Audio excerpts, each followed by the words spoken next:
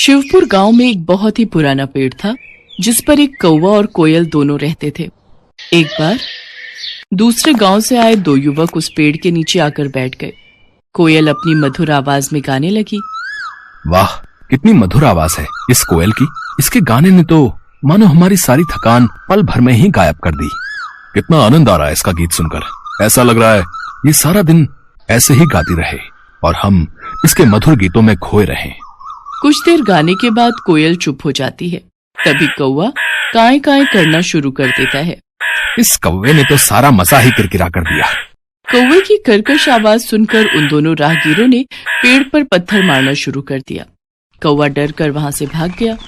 कुछ देर बाद जब वो दोनों वहां से चले गए तब कौवा आकर उस पेड़ पर वापस बैठ गया। कौवा रोते हुए कोयल से कहने लगा, भगवान ने मेरे साथ बड़ा ही अन्याय किया है। ऐसा क्यों कहते हो? तुम्हारे साथ कौन सा अन्याय हुआ है? देखो ना बहन, एक तो भगवान ने मुझे इतना काला रंग दे दिया और ऊपर से आवाज भी कर्कश वाली दे दी। जहां भी बैठकर कुछ बोलना चाहूं तो लोग आवाज सुनकर पत्थर मारने लगते हैं। और एक तुम हो, भले ही तुम्हारा रंग काला हो लेकिन बोली इतनी मीठी है कि तुम्हें सभी सुनना चाहते हैं। तुम्हें कोई नहीं भगाता। यही तो विधाता का खेल है मेरे भाई। वो जिसे जैसा बनाता है उसे वैसे ही स्वीकार करना पड़ता है। तुम मुझे कोई ऐसा उपाय बताओ जिससे कि मेरी भी तुम्हारी तरह मधुर आवाज हो जाए। ये तो कोई नहीं कर सकता कि तुम्हें कोयल बना दे, सिवाय उस शिवजी भगवान के। विधि विधान को बदलने की क्षमता तो केवल शिवजी के ही पास है। एक वही है जो ब्रह्मा जी के लेख में परिवर्तन कर सकते हैं। अगर तुम कैलाश जाकर शिवजी से प्रार्थना करो तो वो तुम्हारी सहायता जरूर करेंगे। कौवा वहां से उड़कर 2 दिन का सफर तय करके कैलाश शिवजी के पास पहुंच जाता है। प्रणाम प्रभु। कागराज, आज कैलाश किस कारणवश आना हुआ?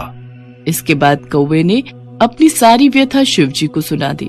उसकी कहानी सुनने के बाद शिवजी बोले, हे कागराज, तुम इतने दुखी ना हो।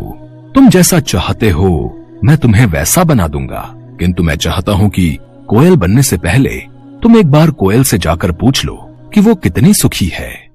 शिवजी की बात सुनकर कौवा कोयल के पास जा पहुंचा और उसको अपनी और शिवजी के बीच हुई सारी बात बता दी। फिर कोयल उससे कहने लगी, भैया, मेरी आवाज भले ही मीठी है पर रंग काला है। अंधेरे में मैं दिखाई नहीं देती। मुझसे अच्छी जिंदगी तो हंस की है जो कितना सफेद है। सभी देखना चाहते हैं उसे। सारा दिन सरोवर में रहता है, कितना सुंदर लगता है। हर कोई उसे देखना चाहता है। कोयल की बातें सुनकर कौवे का मन बदल गया और वो फिर शिवजी के पास पहुंचा। प्रभु, अब मुझे कोयल नहीं बनना। वो तो अपनी जिंदगी से खुश नहीं है, किंतु हंस जरूर अपनी जिंदगी से खुश होगा। ठीक है, मैं तुम्हें जरूर हंस बना दूंगा, पर एक बार जाकर तुम हंस से पूछ कर आओ कि वो कहीं अपनी जिंदगी से दुखी तो नहीं है। कौवा एक बार फिर उड़कर हंस के पास पहुंचा। भाई, मैं तुमसे कुछ पूछना चाहता हूँ। पूछो भाई, क्या पूछना चाहते हो? तुम तो अपनी जिंदगी में बहुत खुश होगी ना?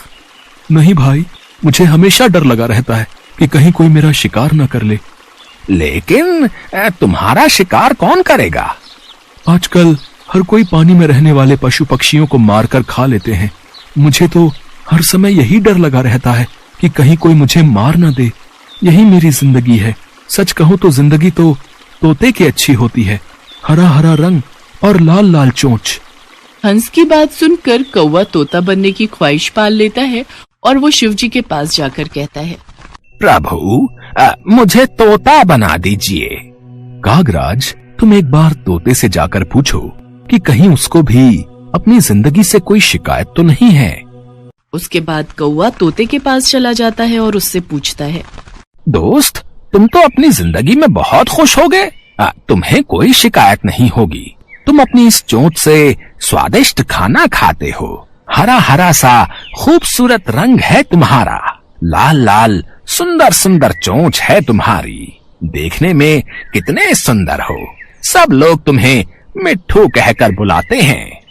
दोस्त, मेरी सुंदरता ही तो मेरी जान का कारण है। मुझे हमेशा डर सताता रहता है कि कहीं कोई मुझे पकड़कर पिंजरे में ना बंद कर दे, मेरी आजादी ना छीन ले। असली सुंदरता तो मोर के पास है, सुंदर सुंदर पंख, और जब वो नृत्य करता है तो कितना सुंदर लगता है।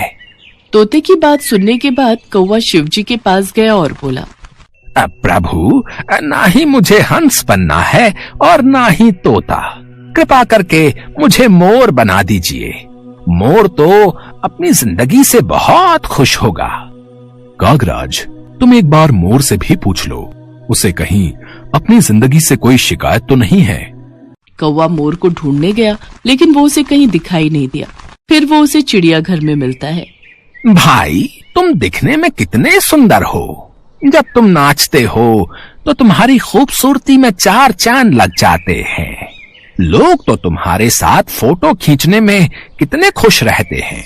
और एक मैं काला कलूटा, अगर मैं किसी की छत पर भी बैठ जाऊं तो वो मुझे वहां से भगा देते हैं।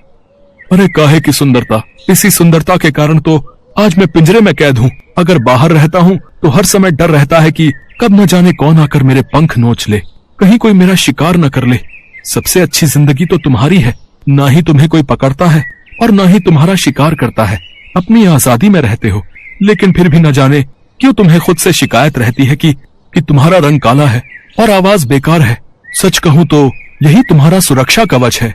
मैं तो ईश्वर से प्रार्थना करता हूँ कि अगले जन्म में मुझे कौवा ही बनाए।